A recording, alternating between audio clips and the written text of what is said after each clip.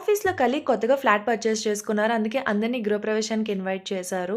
So, week day కాబట్టి అందరికీ morning వెళ్ళడం కుదరలేదు. అందుకే ఆఫ్టర్‌నూన్ లంచ్ బ్రేక్‌లో వెళ్ళి అలా లంచ్ చేసేసి ఒకసారి కనిపించేసి వద్దామనుకున్నాము. మేము వెళ్ళేసరికి అక్కడ లక్కీలీ పూజ జరుగుతుంది. సో, ఎక్కువసేపు కూర్చోలేము కదా! ఎందుకంటే లంచ్ బ్రేక్ అయిపోతుంది. మళ్ళా ఆఫీస్‌కెళ్ళిపోవాలి.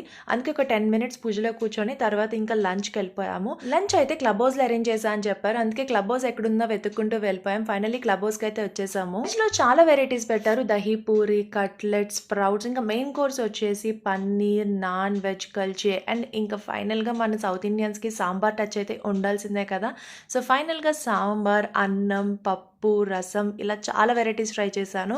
అండ్ వెజ్ బిర్యానీ కూడా ట్రై చేశాను. ఎందుకంటే వెజిటేరియన్స్ వెజ్ బిర్యానీ అనేది కొంచెం స్పెషల్‌గా ఉంటుంది. డ్రింక్స్‌లో చాలా వెరైటీస్ ఉన్నాయి. నేనైతే milk shake and mojito try చేశాను. ఎందుకంటే అవే కొంచెం కలర్‌ఫుల్‌గా ఉన్నాయి. అండ్ ఫైనల్‌గా ఐస్ క్రీమ్ టచ్ ఇచ్చేసాను. ఇంక ఆఫీస్‌కెళ్ళిపోవాలి. లంచ్ బ్రేక్ అయిపోయింది కదా! See you all. వీడియో నచ్చినట్టయితే సబ్స్క్రైబ్.